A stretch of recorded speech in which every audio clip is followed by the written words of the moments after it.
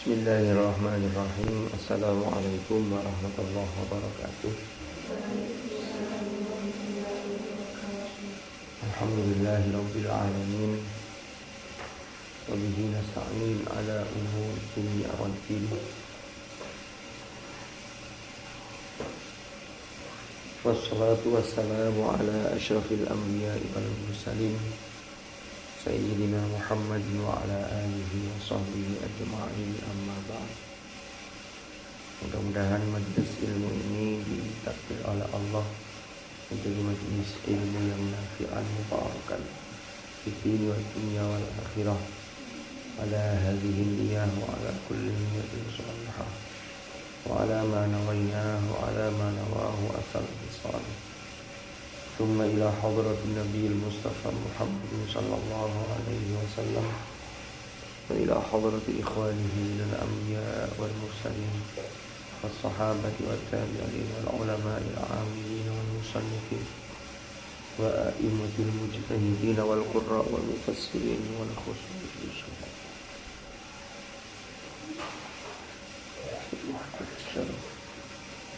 النووي الشافعي وإلى مؤسسي هذه المؤسسة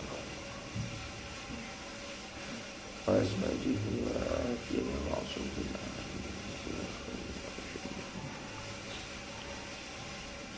وجميع الأساتذة والأستاذات في هذا المعهد وجميع مشايخنا في سلسلة التعليم ونفعنا بهم وبعلومهم في الدارين آمين. الفاتحة. أعوذ بالله من الشيطان.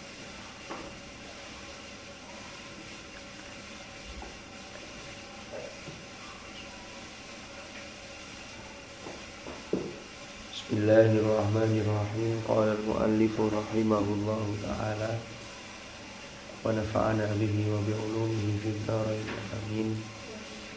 Ada di sini kitabnya. Mana? Belum diambil, gak apa-apa ambil. Bismillahirrahmanirrahim. Ini kita masuk bab yang terakhir. Bab yang terakhir ini menjelaskan tentang istilah-istilah yang sudah digunakan oleh Imam An-Nawawi di dalam bab-bab sebelumnya, yang mana ini penjelasan kita yang nomor 3. Ini yang masih penjelasan kata-kata yang digunakan oleh penulis kitab ini di muqaddimah, di pengantar kitab ini. Kemarin sudah kita bahas nomor 2, Al-Mannan. Ini ketika Imam Nawawi itu mensifati Allah, Alhamdulillahil karimil mannan. Lalu termasuk Apaul ini. Apa sih Apaul ini? Di sini Imam Nawawi mensifati Zipaul. Apaul itu apa? Bismillahirrahmanirrahim. Apaul ay al-ghina was-sa'ah. Al-ghina, kecukupan. Al-ghina, kecukupan. Kecukupan sehingga Tuhan itu tidak butuh kepada makhluk, tidak butuh kepada selain dia. Wasa'atu dan kelapangan. Kelapangan itu maksudnya ya keluasan, anugerahnya luas, kekuasaannya luas, kepemilikannya juga luas. Itulah yang disebut dengan Apaul. Di antara panjenengan mungkin ada yang tambahan hafalannya sudah sampai surah Ghafir. Surah Ghafir itu surah apa? Surah apa? Al-Mu'min. Itu surah apa?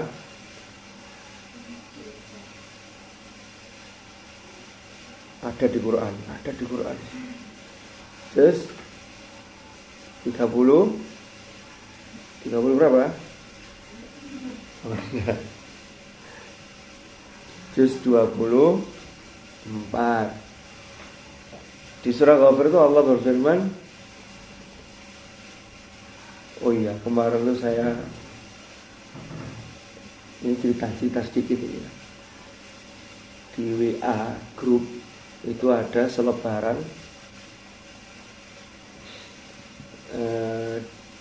dicari imam untuk di Amerika atau di mana. Yang saya baca yang lucu, ya sebenarnya nggak tahu ya yang buat itu siapa. Ada CV-nya, ada kontak personnya. Jadi yang bersangkutan syarat-syaratnya itu ya, minimal hafal juz 30, itu benar. Terus maksimal hafal 30 juz. Saya jadi mikir, itu ada maksimal 30 juz, emang ada yang jadi hafalannya tidak boleh lebih dari 30 juz, nggak boleh ngarang. Jadi ada ketentuannya itu, minimal hafal juz 30, maksimal hafal 30 juz. Di sini sudah maksimal semua ya. Kan prosesnya kan begitu. Tidak ada yang proses melebihi 30 juz kan tidak ada. Kita lanjutkan. Di surah Ghafir itu kan ayatnya Hamim tanzilul kitabi minallahil azizil ghafiriz dzambi wa qabilit taubi syadidil iqabi dzul. Ayat Quran sama kita ini ya. Kayak gitu susunannya kan menarik tuh. Jadi Allah disifati dengan ghafiriz dzambi, Tuhan yang maha mengampuni dosa. Ya. Wa qabilit taubi, ya. Dan Allah adalah zat yang maha menerima taubat. Berarti dua hal ini untuk orang yang melakukan dosa. Ghafiriz dzambi, Allah itu maha mengampuni dosa. Kita ini tidak mungkin tidak melakukan dosa, apalagi dosa-dosa kecil, ya kan? Disengaja ataupun tidak. Sekaligus Allah itu maha menerima taubat. Nah, taubat ini terkait dengan orang yang melakukan dosa, apalagi dosa besar, kemudian dia menyatakan kembali kepada Allah. Karena tabayatubu itu maknanya kan kembali. Kembali itu maksudnya ya minta ampun, kembali mendekat, kan begitu. Karena makna takwa itu. Takwa itu apa maknanya, Rek? Selama ini banyak orang yang mengartikan ittaqullah, takutlah kalian kepada Allah. Kalaupun diartikan takut, maka takutnya kepada Allah itu harus mendekat. Kalau takut kepada selain Allah, itu biasanya menjauh. Sama tiba-tiba ada penampakan yang disebut dengan berbagai macam namanya. Umpama lo ya, ada makhluk 6 dimensi, 3 dimensi. Tiba-tiba penampakan, sama takut. Kira-kira Rahman Wadi itu tambah nyedek atau tambah kelayu? Lari. Tidak kemudian, ini tak kuntilanak itu. Takut, mau nyedek sama rangkel. Ya kecuali di film-film ya, saking paniknya. Nah, makna asal dari takwa itu menjaga. Ittaqo yattaqi ittiqaan atau takwan itu makna aslinya menjaga. Jadi kalau ada perintah ittaqullah itu jagalah diri kalian Allah, itu maksudnya apa? Kalian kalau menjaga diri ini jangan sampai mendapatkan murka Allah. Kita harus jaga.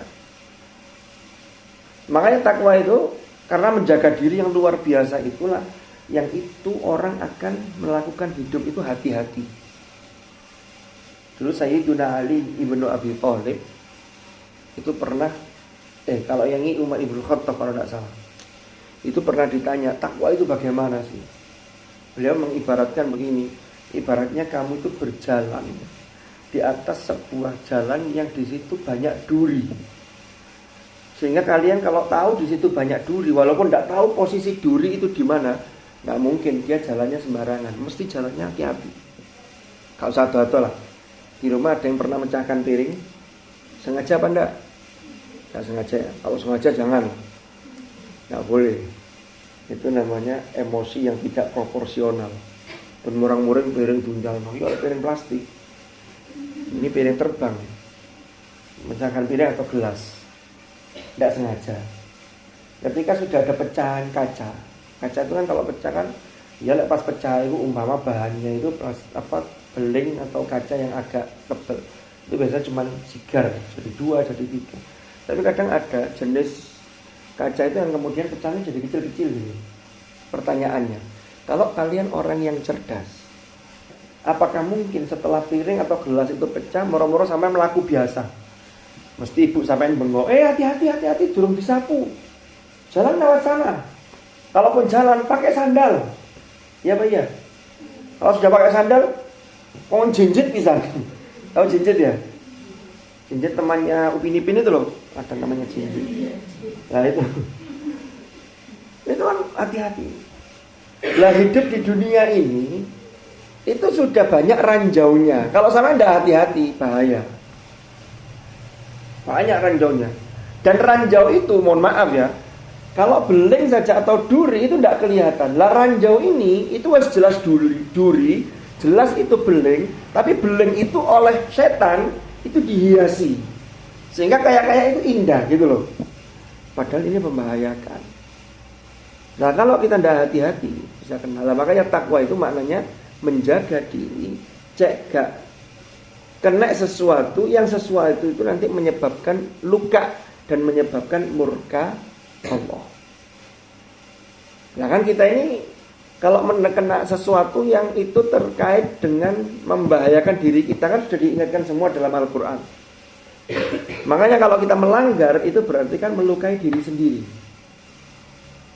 merusak diri sendiri. Dan itu sangat tergantung seberapa pelanggaran kita, maka kerusakannya juga akan sebesar itu. Ya, tadi malam contohnya, kan kita ini menjalani kehidupan di dunia ini oleh Allah diberi buku petunjuk. Buku petunjuk itu namanya fungsinya hudan. Mana buku petunjuknya? Al-Quran. Dulu pernah saya sampaikan, dan ini berkali-kali. Sebuah produk yang dikeluarkan oleh perusahaan, maka produk itu perusahaan tahu produk ini kelemahannya ini nggak boleh ini. Jangan kena cairan kimia, jangan kena air, mau televisi lah. Kalau itu tidak kita usahakan untuk kita lindungi, maka produk itu akan rusak. Tadi malam kholnya busuk. Tiba-tiba di tengah-tengah khol itu hujan. Nah tim IT-nya yang bagian ngambil video, masuk streaming barang itu, termasuk ada TV, itu ada tempat televisi itu yang ternyata tidak terkena atap, tidak ada payonnya. Sehingga ketika hujan itu kena hujan. Apa yang terjadi kemudian? Tim IT-nya itu rame-rame cepet-cepet ngambil plastik. Jadi TV yang sudah tayang itu ditutupi plastik, malah buruk. Kenapa? Untuk melindungi biar tidak terkena hujan, terkena air. Kenapa? Karena ketika beli TV itu sudah ada petunjuknya, TV tidak boleh kena air. Karena kena air konslet. Nanti mungkin hardware-nya akan rusak dan seterusnya. Ini kan terkait dengan listrik. Coba kalau umpama tim IT mengatakan begini, Bapak wis jarno kudanan TV-nya, apa yang terjadi? Rusak.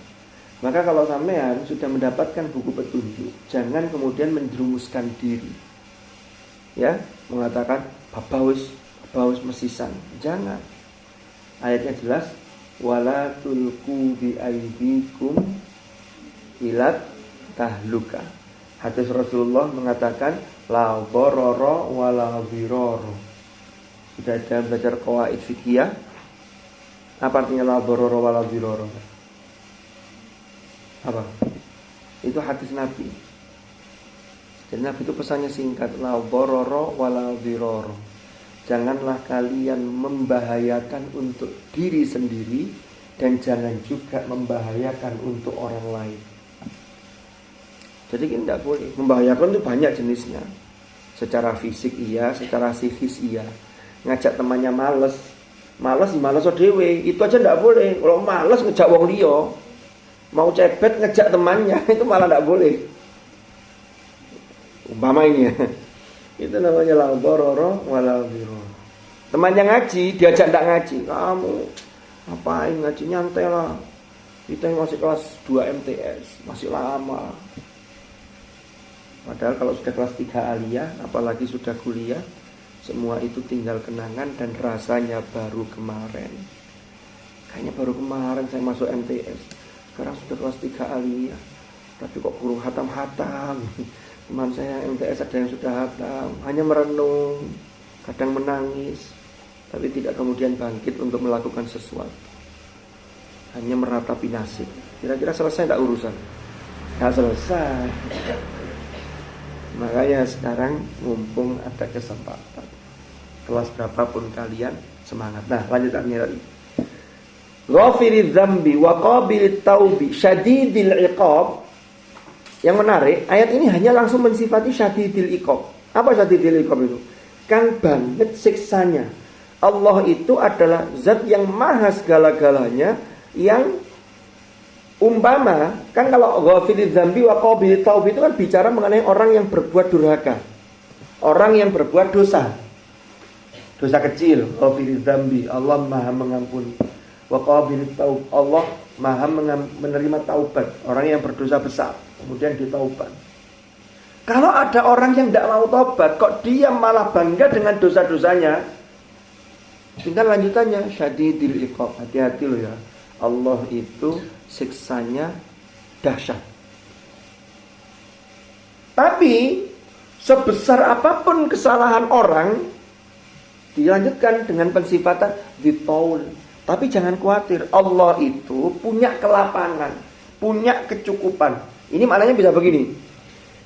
Kalau at-taul itu dimaknai al-ghina, kan di sini al-ghina wasa'ah kan? Apa al-ghina itu?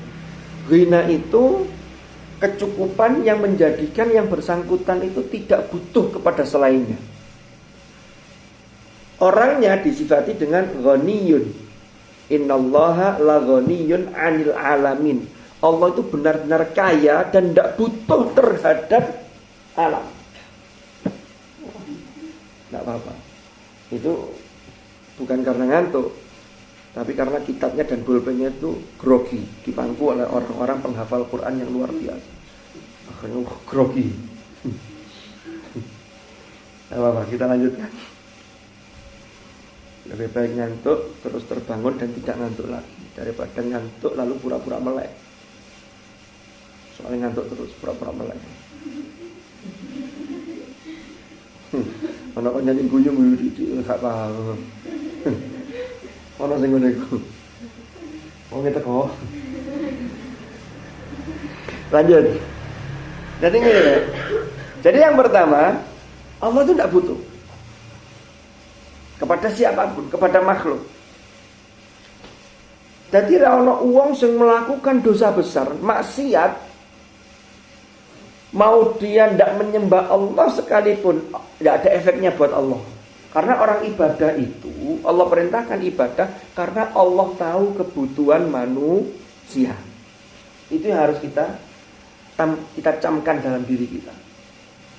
Sampean sholat, sampean ngaji, iku balikin nang sampean. Man amila sholihan falinafsi, wa man asaa fa'alaiha, wa ma rabbuka bidhallamin lil abid. Jadi tidak berpengaruh. Ya, Allah tetaplah Allah. Beda dengan makhluk. Kalau saya, umpama saya ya, saya ngaji begini ini juga kita mikirin untuk masalah sampean, termasuk untuk bekal di masa depan. Kok tiba-tiba sampean merasa tidak butuh, apa sih ngaji gak butuh? Enggak, saya tidak ngaji. Tapi saya tetap datang di sini. Menurut saya ngomong dewi. Maka tidak mungkin saya tidak butuh kalian. Kalian tidak ngaji tidak apa-apa, silakan pergi sana. Aku mau ngomong dewi. Tiba-tiba direkam sampean. Kilo wongi ngomong dewi. Maka saya tetap butuh kalian. Sehingga ada imbal balik.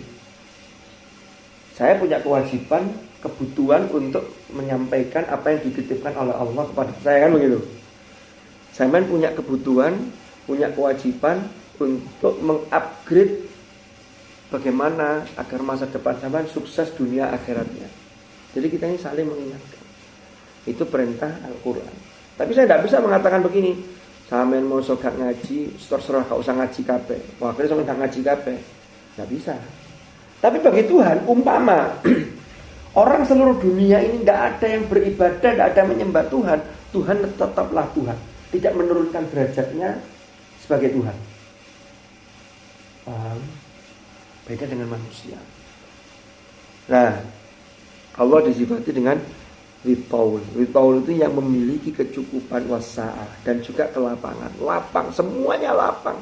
Sehingga kalau lapang, ya, sesuatu itu kalau lapang, itu memberinya itu juga banyak. Saya kasih ibarat. Contoh. Sampean yang kirimannya 1 bulan berapa? Kisaran berapa? Ya segitulah. Semuanya kan rata-rata masih dikirim dari orang tua atau orang-orang yang mensupport Anda. Bisa dari beasiswa Pemda, bisa jadi ya, bisa dari mana lah. Sampean belum, nanti kan ini para calon-calon istri. Sampean belum bekerja dan juga belum mendapatkan sesuatu dari hak sampean yang nanti menjadi kewajiban nafkah bagi suami sampean. 1 bulan kita punya uang 300.000. Di awal bulan katanya gagal. Nanti mulai pertengahan sudah mulai umpama menipis. Itu kalau sampean sedekah umpama lo ya, memberi ke orang lain. Itu memberi 10.000. Itu rasanya sudah 10.000 buat makan, sudah banyak itu. Wes. Orang yang penghasilannya umpama per bulan itu ya 100 juta lah minimal, umpama penghasilan 100 juta, 10.000 yang keluar, maka 10.000 itu uang receh. Kenapa? Karena pemasukannya besar. Maka kalau memberi sesuatu, padahal makhluk itu masih dilingkupi kadang-kadang egois, kadang ya ada pelitnya juga, kan begitu, kadang ada kepentingannya. Bagi Allah, Allah itu kepemilikannya itu luas dan itu tanpa batas. Jadi kalau Allah mengatakan wallahu yarzuqu may yasha bighairi hisab, maka kalau disebut bighairi hisab tanpa batas itu jangan sampai analogikan dengan sampean sendiri. Lah semuanya punyanya Allah, apa yang mau Allah beri bisa saja. Maka sebesar apapun pemberian Allah, bagi Allah itu sangat kecil. Karena saking luasnya karunia yang dimiliki oleh Allah untuk dianugerahkan kepada hambanya. Bisa dipahami? Jadi begitu. Ini ditaul. Lah termasuk orang yang melakukan dosa. Ketika disebutkan ditaul, maka seberapa besar pun dosa yang dimiliki orang, maka ketika dia mau bertobat, maka Allah Maha menerima taubat. Dulu kan pernah saya ceritakan ya, yang orang mau tobat gara-gara membunuh 99 orang itu ya.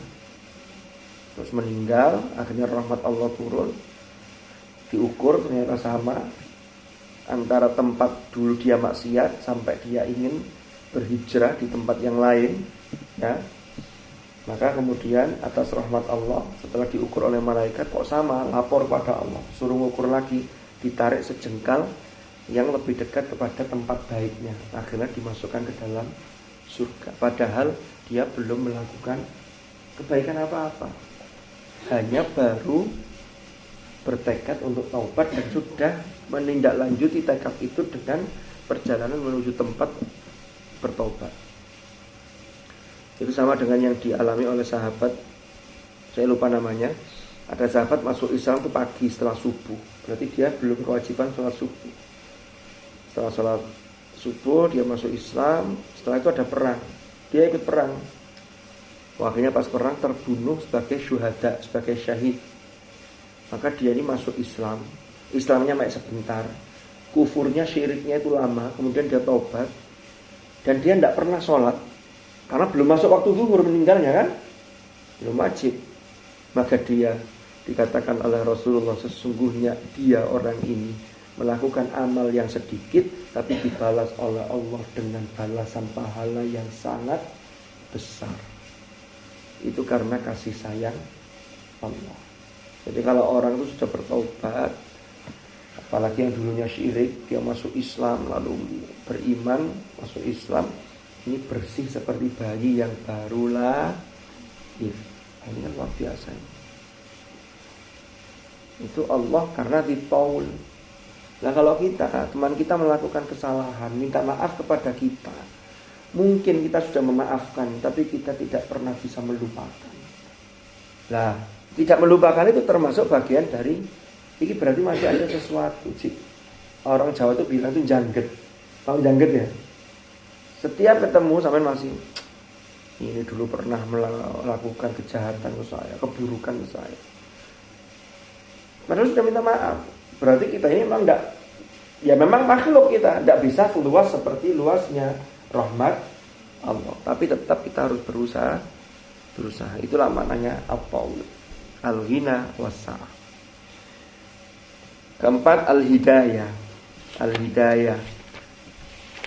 Ini dikutip dari penjelasan ketika Imam An-Nawawi mengatakan di sini, alhamdulillah al-karimil mannan dzul wal fadli wal ihsan alladzi hadana. Hadana itu hadayah di hidayatan. Ya. Segala puji bagi Allah al-karimil mannan dzul wal fadli wal ihsan. Jadi yang punya keutamaan, yang punya anugerah, yang punya ihsan, berbagai kebajikan, kebaikan, melakukan sesuatu yang terbaik. Alladzi hadana, yang telah dianugerahkan kepada kita. Jadi hidayah itu telah dianugerahkan, diberikan kepada kita. Makanya biasanya di akhir sambutan ada ungkapan billahi taufiq wal hidayah. Ada yang wallahul muwaffiq ila aqwamit thoriq. Apa itu hadana al-hidayah? Al-hidayah itu apa? At-taufiq wal lutfu. At-taufiq, pertolongan. Pertolongan dalam hal apa? Dalam menjaga kita berada dalam ketaatan. Pertolongan dalam hal Allah memberikan pertolongan dan kekuatan kepada kita agar kita tidak melakukan pelanggaran terhadap aturan-aturan Tuhan. Itu namanya taufik. Jadi taufik itu begini, Pak. Dikasih tahu petunjuk yang benar dan orang melakukan, itu berarti mendapatkan taufik. Rek ngaji yo, ndreso, sampean ndres yo ngaji yo sregep. Berarti Anda insyaallah termasuk orang yang mendapatkan taufik. Tapi sudah dikasih tahu dan sampean tahu bahwa ngaji itu pasti baiknya. Tapi kalau tidak dilakukan, berarti taufiknya levelnya masih belum meningkat. Bisa dipahami? Wal lutfu dan kasih sayang. Makna aslinya kelembutan, tapi lembut itu ya maksudnya kasih sayang. Karena kelembutan itu berangkat dari kasih sayang. Orang yang tidak punya kasih sayang, maka dia tidak bisa berlaku lembut. Ini yang kemarin saya dapat ngaji di Gus Baha itu, tanggal 27 Desember sama Gus Faiz juga ya. Jadi Al-Quran itu sudah menggariskan kepada kita nilai-nilai sosial. Rasulullah saja yang diangkat sebagai nabi dan dikuatkan dengan wahyu, itu saja tetap berlaku hukum sosial. Apalagi kita yang bukan siapa-siapa. Contoh apa hukum sosial yang ada dalam Al-Quran? Walau kunta faddan ghalidhal qalbi lam faddu min hawli. Itu hukum sosial. Seandainya engkau Muhammad itu bersikap kasar, ya, dan pokoknya bersikap keras dan kasar, tidak ada kelembutan, maka orang-orang di sekelilingmu itu akan lari darimu. Kalau lari dari makhluk berarti menjauh, tidak mau mendekat. Kalau dia sudah lari, gimana mau ngajak untuk baik? Wong dia berteman, dia dekat dengan kita saja tidak mau, sudah lari duluan. Maka kata para ulama mensifati Rasulullah adalah begini: hadza sayyidul khalqi wa hadza ahabbul khalqi ilallah. Ini adalah Rasulullah. Yang Rasulullah itu adalah sayyidul khalqi, pemimpin makhluk. Rasulullah itu adalah makhluk yang paling dicintai oleh Allah, yang ma'annahu muayyadun biruhil qudus. Walaupun Nabi Muhammad itu dikuatkan dengan wahyu yang dibawa oleh malaikat Jibril, tetap hukum sosial berlaku. Paham? Sampai juga begitu. Coba, saya tidak tahu ya, ini cerita mawon. Di pondok itu kan biasanya kita mendapati berbagai tipe manusia. Ada orang itu yang sudah tahu di pondok, tapi dia ini tidak ada usaha untuk memperbaiki bagaimana hubungan dia interaksi dengan temannya. Maunya itu menang sendiri, maunya itu karepe dituruti, tapi tidak bisa menuruti dan mengikuti apa yang sudah disepakati. Umpama begitu. Saya tidak tahu, mudah-mudahan sih tidak ada, tapi ada jenis orang kayak begitu kan. Kira-kira pertanyaannya, konco-konco ini seneng apa enggak? Enggak seneng. Dan yang lebih parah lagi, ketika teman-temannya enggak suka pada dia menyalahkan lingkungannya. Di sini enggak enak, teman-teman enggak care sama saya. Tapi dia lupa untuk melakukan introspeksi. Nah, ini yang harus kita balik. Kenapa ya teman saya kok begini ke saya? Jangan-jangan saya kekurangan saya ini. Saya minta maaf ya, insya Allah saya akan memperbaiki. Tolong kalau saya kurang nanti saya dikasih masukan. Kira-kira saya ini harus bagaimana? Jangan kemudian sumpek-sumpek karena PDW gara-gara kita sendiri. Teman-temannya tidak senang, dia ketika ketemu teman, dia tambah keras, tambah merengut, tidak ada kelembutan. Dianggap teman-temannya itulah yang membenci dia gara-gara temannya, bukan dia. Dan banyak orang itu begitu. Padahal seharusnya apa? Melakukan introspeksi. Ya, macam-macam. Ono lek sing duwe jajan gak tahu dibagi-bagi, tapi lek koncone nggawa jajan rebutane dhisik dhewe. Wah, cepet. Tapi ya ada yang sudah seimbang. Kan jajan kadang-kadang kategorinya macam-macam ya. Kalau kita dikirim atau kita pas beli jajan, ada kue itu yang memang dibagi teman sekamar. Kalau sudah berbagi ya sudah, tapi ada kue itu yang kita simpan untuk kita makan umpama setiap pagi. Siang kita pengen nyamil biar tidak beli-beli lagi. Nah kalau sudah begitu ya jangan diriputi, wong dia sudah berbagi kok. Jangan kemudian semuanya disuruh bagi-bagi, jangan. Ibadur Rahman itu disifati dengan walladzina yunfikuna idza anfaqu lam yusrifu wa lam yaqturu wa kana baina dzalika qawama. Kan begitu ayatnya. Surah Al-Furqan ini. Ibadur Rahman, hamba-hamba Allah yang Maha Rahman. Itu salah satu sifatnya adalah walladzina idza anfaqu. Apabila mereka menafkahkan, mentasarrufkan hartanya, lam yusrifu, tidak israf, walam yaqturu, dan juga tidak ngengker. Ngengker itu tidak pelit banget. Tapi wa kana baina dzalika qawama. Dia berada seimbang di antara dua hal itu. Berbagi ya sudah, berbagi secukupnya. Jangan orang itu santri kiriman 300.000 karena perintahnya Al-Quran berbagi. Akhirnya makan-makan langsung dihabiskan satu hari 100.000. Besok makan-makan lagi 200.000. Besok makan-makan lagi 3 hari habis. Karena gak bisa tambah jajan, gak bisa beli apa-apa nanti kalau di kantin. Nah, tidak seperti itu. Paham ya? Ini kok banyak ceritanya ini. Wal lutfu. Jadi kelembutan itu pasti berangkat dari kasih sayang. Orang tua sampean bisa lembut ke sampean. Sesekali refleks mungkin kasar, tapi yakinlah bahwa kasarnya itu kembali pada kasih sayang. Tapi kan tidak kemudian kasar terus. Jadi pengurus bagian keamanan. Caranya yang pendekatannya baik. Tapi sesekali ditegesi itu perlu. Tapi tidak dari awal langsung marah-marah tok ya enggak. Kan begitu toh kalau jadi pengurus itu. Apalagi jadi ketua pondok, ketua lokal. Siapa ketua ini? Ketua lokal sini.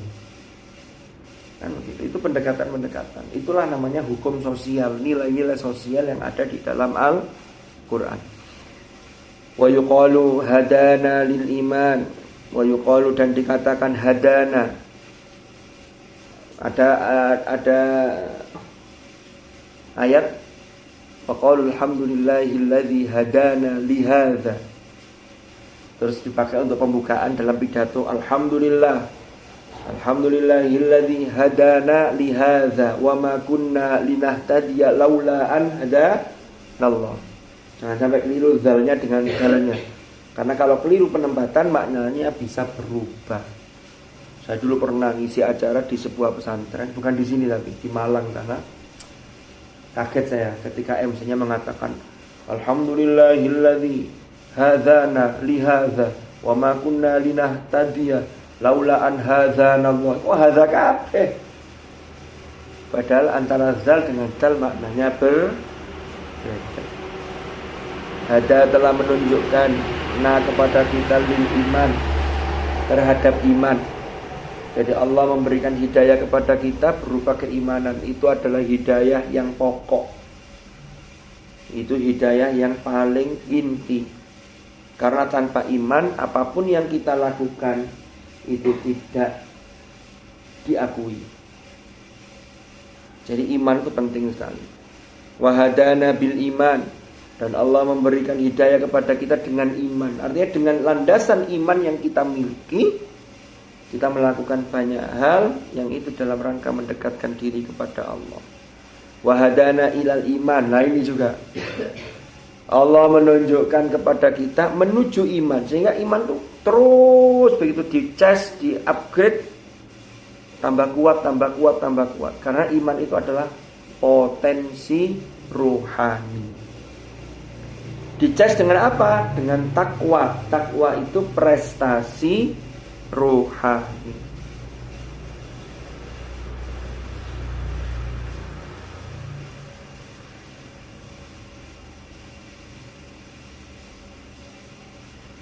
Nah, kemudian nomor 5. Sairun bimakna al-baqi. Itu berangkat di muqaddimah itu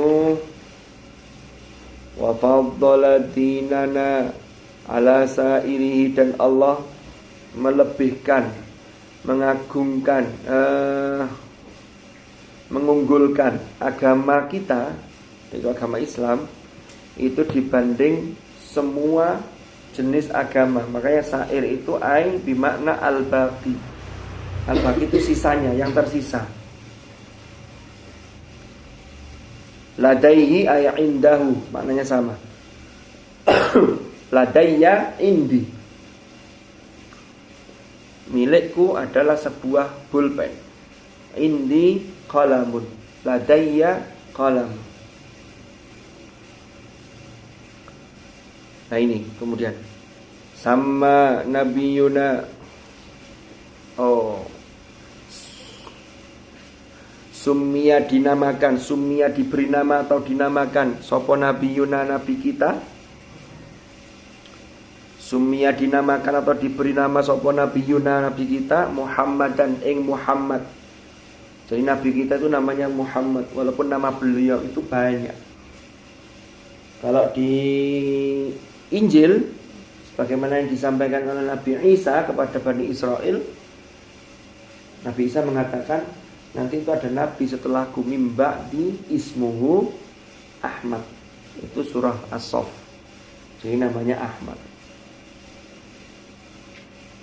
Toha itu juga menurut para ulama itu termasuk salah satu nama Rasulullah.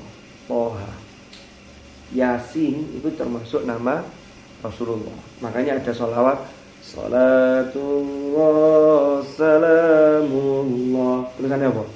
Ala toha rasulillah. Terus salatullah salamullah ala habibillah. Loh, itu nama-nama Rasulullah sallallahu alaihi wasallam. Jadi kalau Yasin itu ada yang menafsirkan begini. Memang Yasin, Toha itu adalah huruf-huruf fawatihus suwar atau al-ahruf al-muqatta'ah. Potongan huruf, asmaul huruf yang ada di awal surat.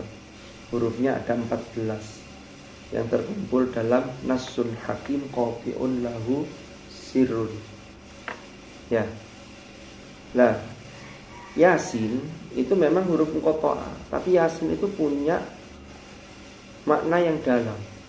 Sin itu dari apa namanya?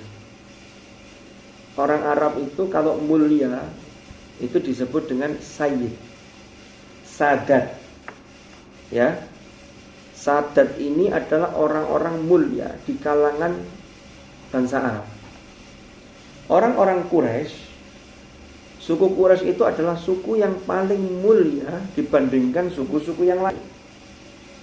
Makanya Rasulullah itu diambilkan dari suku Quraisy karena Quraisy itu sudah punya kedudukan tersendiri di kalangan bangsa Arab. Kenapa kalau Quraisy punya kedudukan tersendiri? Ini tidak lepas dari kakek moyangnya dulu, Nabi Ismail dan Nabi Ibrahim. Yang pertama kali tinggal di lembah yang tandus itu, Nabi Ismail ditempatkan oleh Nabi Ibrahim ketika masih bayi. Maka kemudian muncullah sumur Zam-Zam, yang kemudian beliau itulah yang ngopeni, termasuk orang-orang yang izin untuk tinggal di situ, sampai dari generasi ke generasi sampai masuk pada suku Quraisy. Ya, jadi Quraisy itu mulia. Lalu kemudian saya tadi mau cerita apa ya, kok lupa. Saya mau cerita apa? Arahnya tadi loh, kok tiba-tiba belok ke sini. Oh, nama Rasulullah Yasin ya. Sayyid, lalu kemudian Sadat. Yasin itu adalah panggilan. Ada yang mengatakan begini. Ini iya, itu panggilan. Sin itu singkatan dari Sayyidah Sadat. Dari orang-orang yang mulia itu, yang paling mulia itu adalah Rasulullah. Dan itu sudah disepakati oleh orang Quraisy. Bahkan jauh sebelum Rasulullah diangkat sebagai Nabi. Rasulullah itu pribadi yang karakternya terbentuk, kejujurannya tidak perlu dipertanyakan. Maka Rasulullah itu mendapatkan julukan Al-Amin, yang dipercaya, yang mampu memegang amanah, yang bisa memberikan rasa aman. Jadi kalau orang dekat dengan Rasulullah itu merasa aman. Kenapa? Karena Rasulullah menjalankan nilai-nilai sosial yang diajarkan oleh Al-Quran. Termasuk kemarin saya juga dapat dari Gus Baha itu, ketika kita memahami ayat wasari'u ila maghfiratin mir rabbikum wa jannatin arduha samawati wal ardu uiddat lil muttaqin. Lanjutannya kan alladzina yunfikuna fis sarra wad dharra. Itu sampai jangan berhenti untuk memahami, oh orang bertakwa itu sifatnya selalu menginfakkan hartanya baik dalam kondisi lapang pas kiriman akeh atau pas kondisi sempit. Tinggal nanti bentuk infaknya dan jumlahnya secara kuantitas itulah yang membedakan. Nah, pas fisarro mestinya berapa, pas fidorro berapa. Nah, hanya di situ ternyata apa? Itu ada nilai-nilai sosial. Apa itu? Orang itu harus punya jiwa memberi, bukan jiwa meminta. Kita terapkan di pondok. Kalau semua santri punya jiwa memberi, memberi itu banyak. Saya punya jiwa menolong, itu jiwa memberi. Ada temannya sakit, ditawarkan, kamu tak ambilkan makan ya ini. Saya mau berangkat ke sekolah, mau titip apa, barangkali di kantin tak belikan. Itu namanya jiwa memberi. Walaupun uangnya yang bersangkutan, tapi sampean mau menolong, itu berarti sudah jiwa memberi. Sebaliknya, kalau ada orang yang punya jiwa meminta, jiwa meminta itu mesti yang dirasakan tuh pokoknya melas, perlu dikasihani, perlu dikasih bantuan. Jadi kalau kemana-mana ke kantin, itu dekat ke temannya. Alasannya apa? Ayo, iki yo aku siji yo. Kamu lah kirimane luwe akeh ya. Aku lo kirimane mek sakmene. Enggak ada rasa syukur. Itu namanya jiwa meminta. Kira-kira kalau temannya setiap hari digitukan, nyaman enggak orang? Enggak nyaman. Mesti sampean ngato jam istirahat, aku mau bayar iku duitku entek sanguku balik-balik nang kantin njaluk bayaran iki. Bilangnya pinjem dulu ya. Tapi enggak disahur-sahur. Nah, uangnya teko. Enggak ada di sini ya. Ada tipe begitu itu. Akhirnya orang nggak nyaman. Tapi coba kalau semuanya punya jiwa memberi, ke kantin bareng-bareng, punya kelompok 4 orang. Ayo kantin ayo. Nah, cepet-cepetan kasihin bayari. Kamu kok bayari sih? Aku udah siap tadi. Enggak usah, udah ini aja. Besoknya cepet-cepetan lagi, besoknya gantian. Kemarin kan sudah sampean, sekarang aku sih bayari. Itu jiwa memberi, sehingga kita enjoy. Jangan kemudian ada temannya yang punya jiwa memberi, teman yang lain menjadikan kesempatan. Hari ku loloman, gampang bayar. Aku tak melok kono ae. Golek kono sing kene kirimane sentek, kono sing duit ejek akeh, ganti rono. Itu berarti jiwa meminta. Orang tidak nyaman. Itulah nilai-nilai sosial yang harus kita hidupkan dari Al-Quran. Jadi Quran tidak hanya kita baca. Lancar lek macane.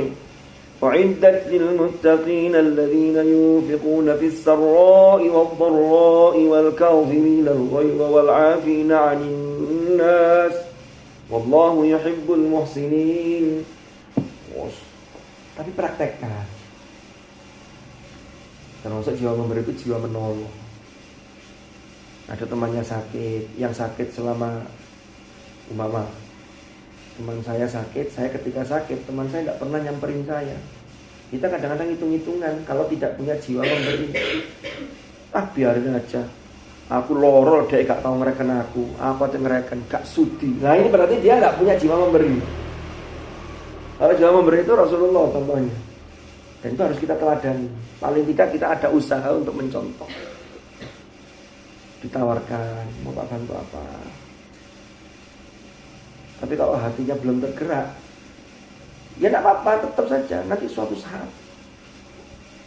Itulah yang pernah dialami oleh Rasulullah. Ini kisah masyhur sekali ya, riwayat itu. Ketika Rasulullah sudah wafat, Abu Bakar As-Siddiq itu tanya kepada istri Rasulullah, yang tidak lain adalah putrinya, Sayyidah Aisyah. Aisyah, yang dilakukan Rasulullah yang belum saya tiru apa ya? Aisyah ingat, Gibah, Rasulullah itu kalau pagi itu jalan ke pasar Madinah. Ya. Untuk apa ke pasar Madinah? Di situ ada pengemis tua, buta. Dia masih Yahudi agamanya. Lalu Rasulullah itu masih makan ke dia, bahkan tidak hanya ngasih tapi nyuapi. Nah, akhirnya Abu Bakar datang ke situ. Abu Bakar itu kaget ketika mendengar Yahudi buta itu, yang pengemis itu, mulutnya itu komat kamit mencaci maki Rasulullah, ngelek-ngelekno Rasulullah. Hati-hati dengan namanya Muhammad, dia itu tukang sihir, jangan kalian terperdaya. Muhammad tuh begini, welelek pokoknya. Abu Bakar kaget, kok ini? Akhirnya disuapinlah oleh Abu Bakar.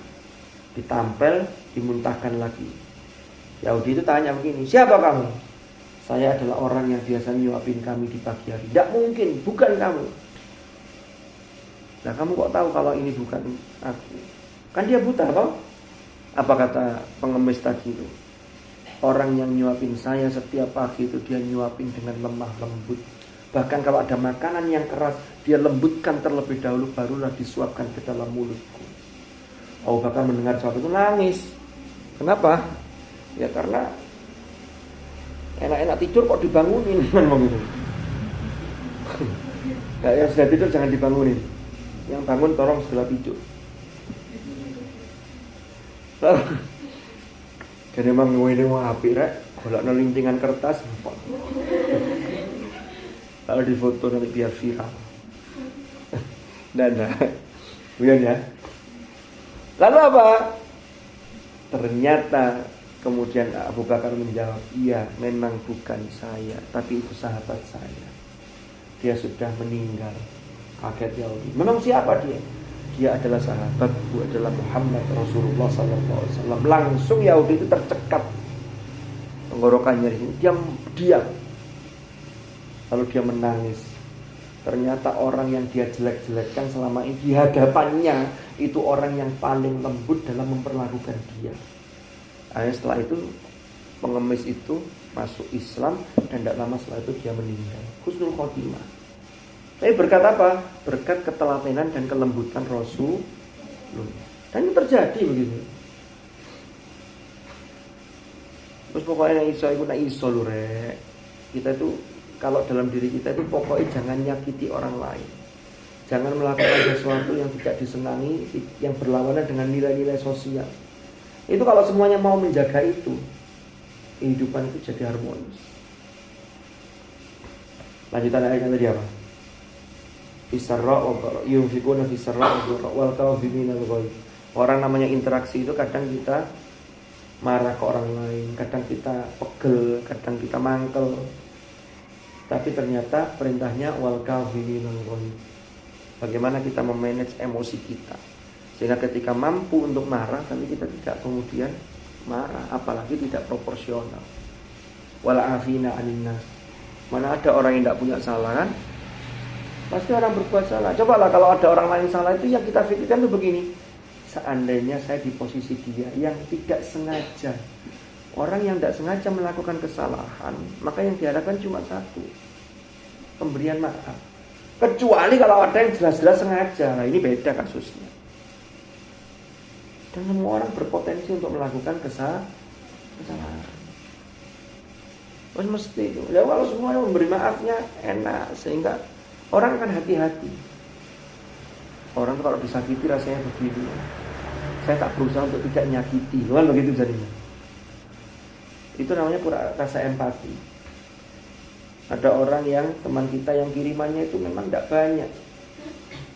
Jadi kiriman itu tanggal 5 itu sudah habis. Karena memang cukupnya untuk tanggal 5. Tanggal 25 sampai akhir ya hanya makan mengandalkan dari apa yang ada, yang tersedia.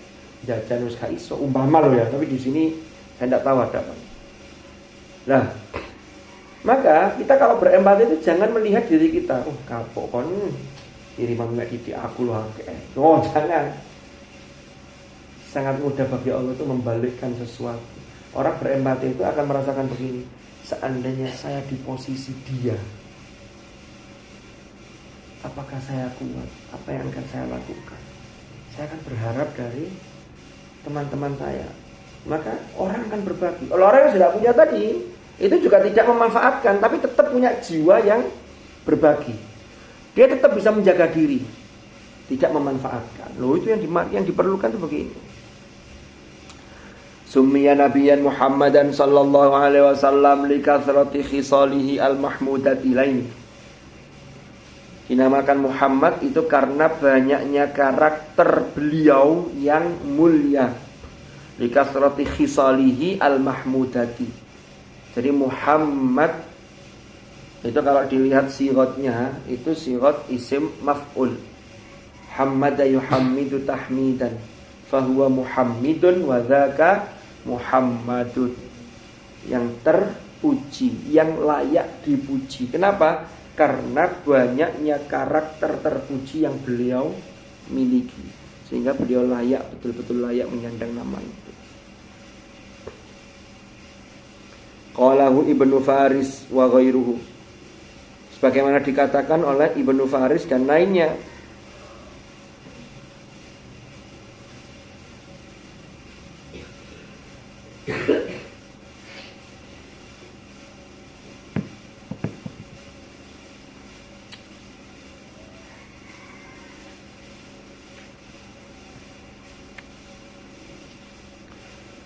Ai maksudnya alhama mengilhamkan sapa Allah. Alhama mengilhamkan sapa Allah Ta'ala ahlahu ing ahlnya Allah. Zalika ing hal tersebut. Jadi Nabi Muhammad itu adalah utusan Allah. Lah, diberi nama Muhammad karena Allah mengilhamkan ya sifat-sifat terpuji itu pada diri Rasulullah, karena Rasulullah itu membawa risalah. Lah kalau kemudian kita pahami bahwa al-ulama warathatul anbiya, para ulama itu adalah pewaris para nabi yang melanjutkan estafet dakwahnya nabi, maka sudah semestinya orang yang mengajak kebaikan itu juga dihiasi dengan amal-amal yang baik. Sampai nanti pulang jadi ustazah, pulang ngajar IPQ, pulang jadi bunyai, pulang memimpin majelis taklim, pulang menjadi ibu rumah tangga sekalipun, maka itu peran-peran yang terhormat. Seorang ibu itu juga harus menjadi contoh bagi anak-anaknya, apalagi seorang bapak. Tidak kemudian jadi ibu lalu sakara PDW, terserah wong saya tidak ngisi majelis taklim kok. Loh, justru anak itu yang dilihat pertama itu adalah orang tua, ya termasuk ibunya. Kalau sampai punya anak perempuan, apalagi juga anaknya laki-laki, maka di rumah tetap pakai pakaian yang terhormat. Walaupun semuanya mahram, ya, ada suami yang kemudian sudah halal karena proses akad nikah, kalian boleh melepas jilbab, tapi tetap pakaiannya yang baik. Jangan kemudian di rumah pakai tank top tank apa? Gini. Kalau pakai celana pendek, lalu ditanya kamu di rumah kok pakai gitu? Walau di omai, jangan. Itu contoh mulai dari lingkup yang terkecil. Di rumah saja nggak boleh, padahal itu keluarga, apalagi di pondok. Mohon maaf. Oh di pondok sama ya kami tetap pakai pakaian yang baik, walaupun jilbab sudah dilepas, pakai daster kan tetap. Tapi jangan pakai kemudian ya pakai baju tidur sih nggak apa-apa, pakai celana pendek, ojo lah. Tetap sesama perempuan, walaupun dengan sesama laki-laki dengan laki-laki, perempuan dengan perempuan, tetap ada batas-batas aurat yang tidak boleh. Paham? Kalaupun jedingnya antri, ya jangan kemudian mandi bareng. Ngono nggak tahu kalau sekarang ada pandang ngono biyen ono ngono. Ya Allah. Alasannya antri padahal enggak, ini bahaya ini. Jadi Islam itu mengatur betul Pak Ibu. Jadi diatur. Itu untuk kebaikan manusia. Nah, kembali ke tadi. Lima ulima min jamili sifatihi, lima karena sesuatu ulima yang diketahui apa ma min jamili sifatihi, dari keindahan sifat-sifat Rasulullah, keindahannya sifat-sifat Muhammad.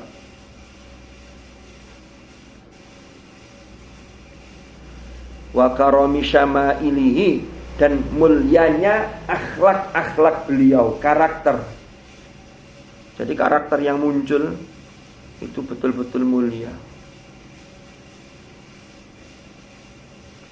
Maka apa yang terjadi kemudian? Zadahullah, zada maka menambahkan, zada maka menambah hu ing Muhammad, hu ing ahlahu, yaitu Muhammad tadi itu sapa Allahu Allah, syarafan wa karoman, kemuliaan, ya, keagungan dan kemuliaan.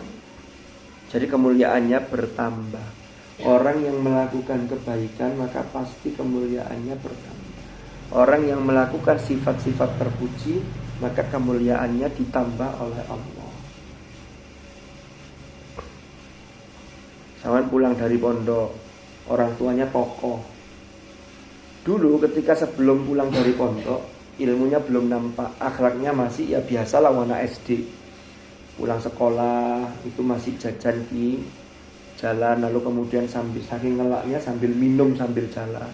Ketika sudah tahu maka pulang dari pondok tidak lagi begitu.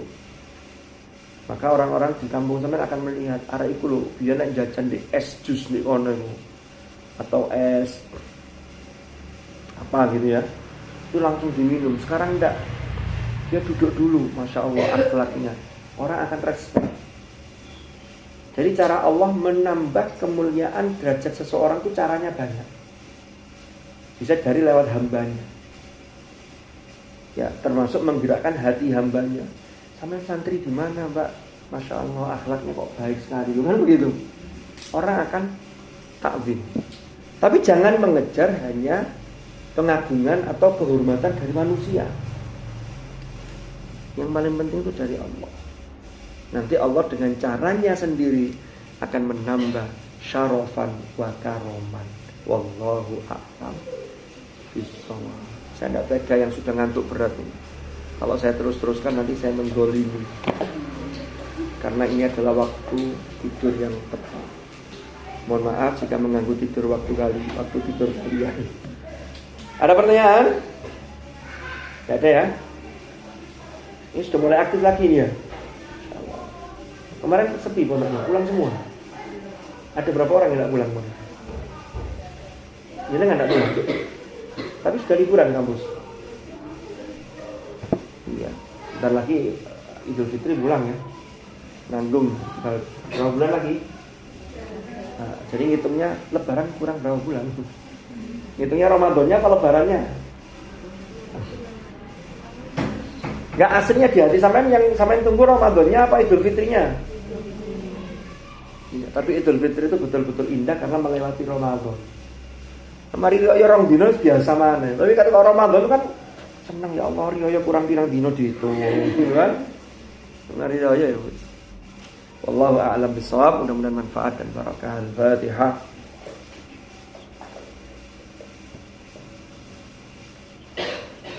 Bismillahirrahmanirrahim. Alhamdulillahirabbil alamin. Allahumma shalli wa sallim ala sayyidina Muhammad.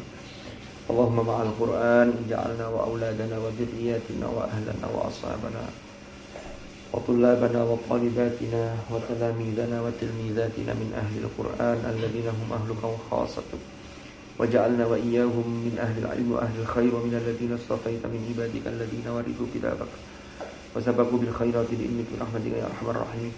Allahumma anfa'na ma 'allamtana wa bima 'allamtana wa 'allimna ma yanfa'una warzuqna 'ilman nafi'a.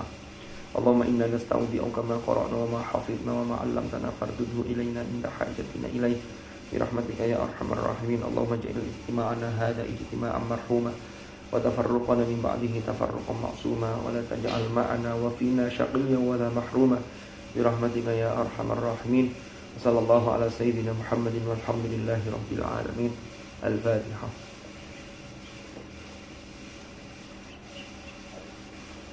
Allahumma arhamna bil Qur'an waj'alhu lana imaman wa Allahumma dhakkirna nasina wa 'allimna mimma jahilna warzuqna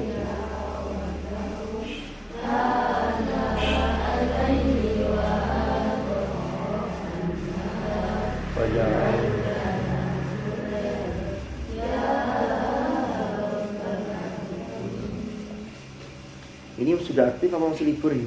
Sudah aktif ya?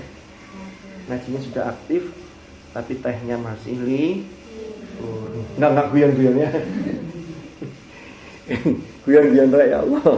Subhanakallahumma bihamdika asyhadu an la ilaha illa anta astaghfiruka wa atubu ilaik. Wassallallahu ala sayyidina Muhammad. Alhamdulillahirabbil alamin.